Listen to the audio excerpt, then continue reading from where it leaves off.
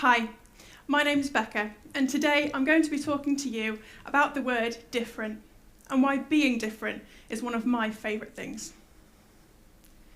For the purposes of this talk, I'm going to be using a few topic-specific phrases which I'll quickly define so you don't have to hide your confused expressions or nod along as if you know what I'm talking about.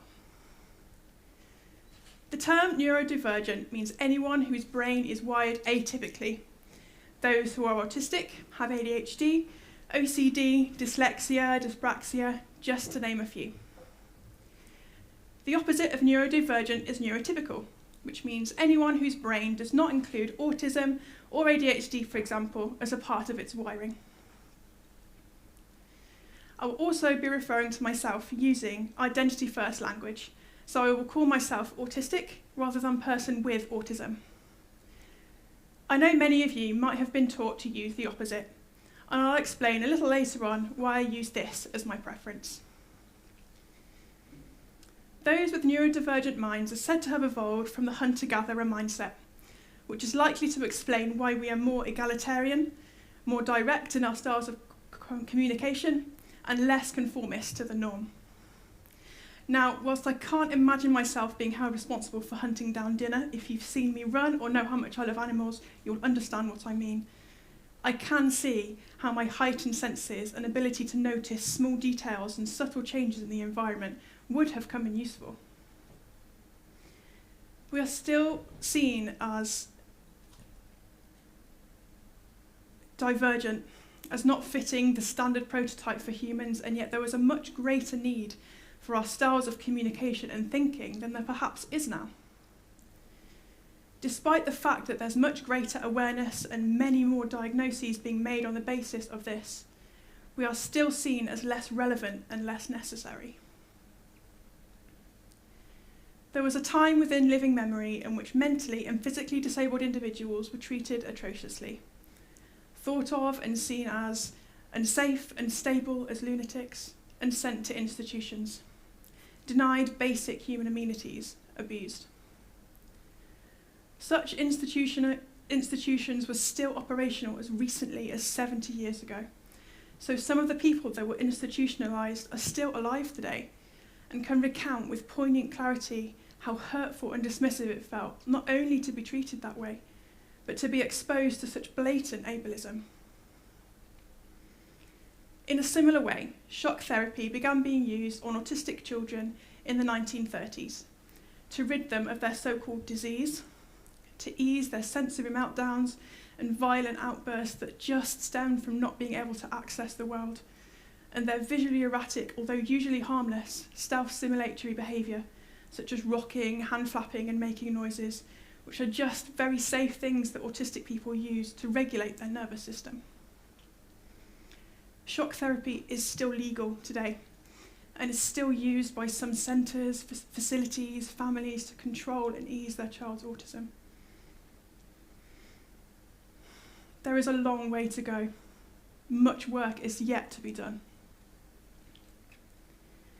Given that the days of institutionalisation are behind us, some of you must be thinking, Becca, you should be grateful that the publicity is now there for neurodivergence and autism, the publicity that's needed in order to raise awareness and solicit change.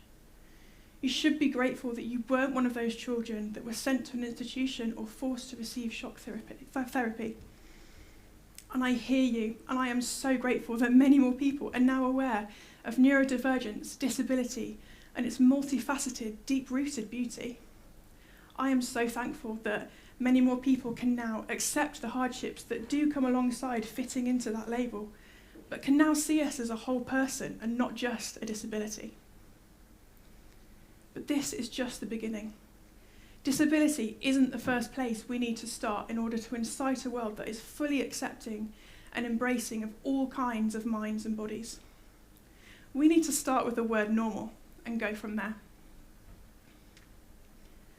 The word normal needs to be held accountable for the way we treat those who are different. I'm not here to define the word different to you, we don't have time for that argument today, or to slate it. There's nothing wrong with being normal. But there is something wrong with putting it on a pedestal and holding ourselves accountable to it. Take accessibility, for example. Yes, establishments such as restaurants and places of entertainment are required to have disabled bathrooms and ramps. But accessibility goes much further than that. True accessibility also looks like quiet spaces being available in public places for those whose nervous systems are easily overstimulated, subtitles, audio description and sign language available for every show on television, alternative ways of communicating in person rather than just speaking out loud, children's playgrounds that are fully accessible for physically disabled children, disabled adults to not lose their financial aid when they get married. The list goes on and on. The lack of access to the aforementioned demonstrates society's preference for able-bodied and neurotypical people. The world is slowly changing in this area. I notice now that many job applications have space for you to declare any disabilities or specific needs you may have when it comes to the interview process. This is great, and yes, we are making progress, but we need to step it up a notch. The word normal has been romanticised, idolised and overused in today's society. Take a look at conversion therapy, diet culture, the stigma surrounding mental illness and psych wards, even taking yourself to therapy. How hard we can sometimes change ourselves just to fit in with our peers.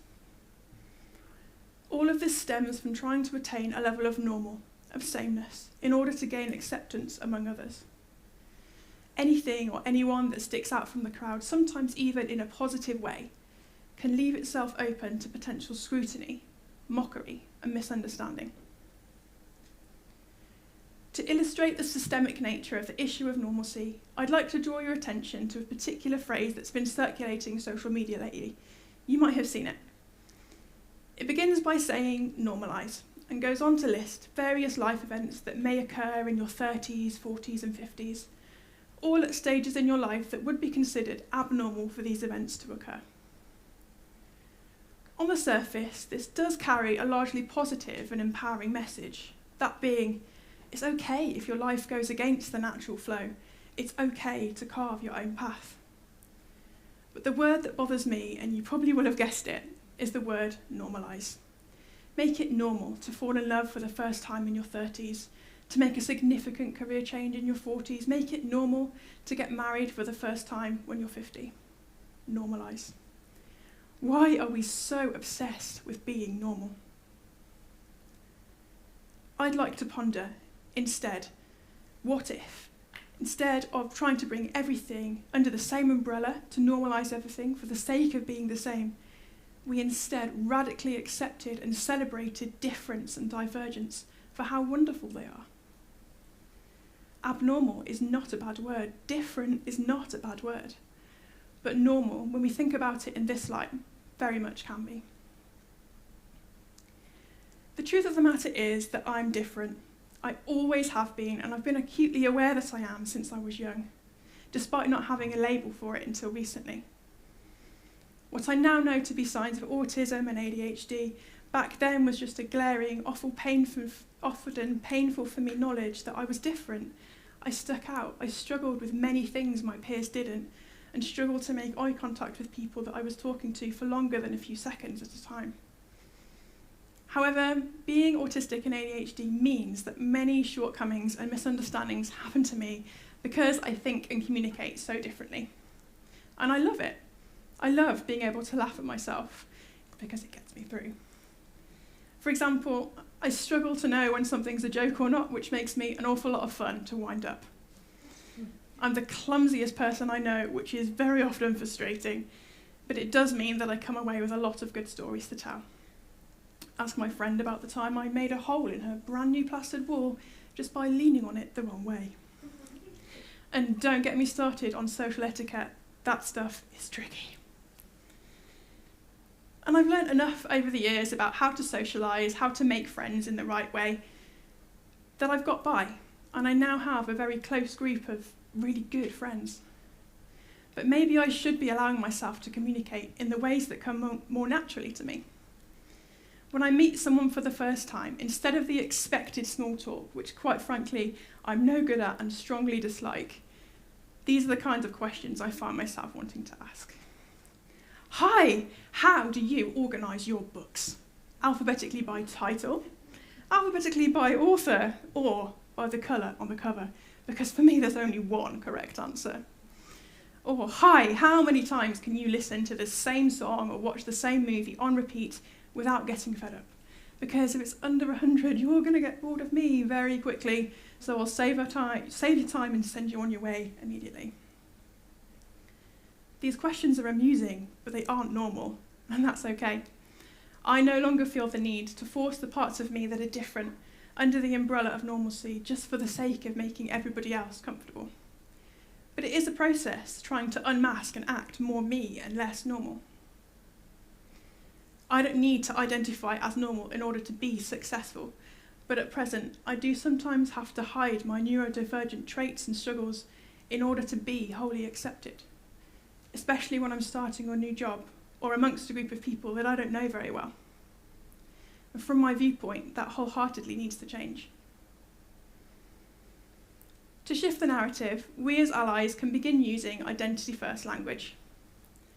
Studies have shown, at least within the autistic community, that many prefer it over person-first language. This will help shift the narrative that disability and neurodivergence is bad or separate from a person, and is instead something to be embraced. Next, challenge how you think about neurodivergence and disability. Do you think of it as subordinate to neurotypical and able-bodied people? It's possible to see disability without seeing it as something to be overcome in order to be normal. We don't need you to be inspired by our stories of perseverance. Be inspired by our perseverance, but not because we're different. The lives we lead and the struggles we may face are not for anyone else's entertainment. Next, stand up for us, advocate for us when we're not here as well as when we are. Not just for us because you know us and love us, but for the millions of others who are also living outside of what's considered normal. Use your voice to challenge those whose voices don't speak of acceptance, of equality and inclusivity. Sign the relevant petitions and donate to organisations if you're able to. Lastly, support neurodivergent and disabled-owned businesses. Let us know that you're for us and that you support what we have to give. I'm autistic, and I don't need to be normalised. I need to be celebrated and accepted and loved for who I am. And I want the same for you too, whether or not you identify as normal. It starts with us. We have the power to make other people in our lives feel this way, to make ourselves feel this way. Different is not a bad word. Let's stop believing it.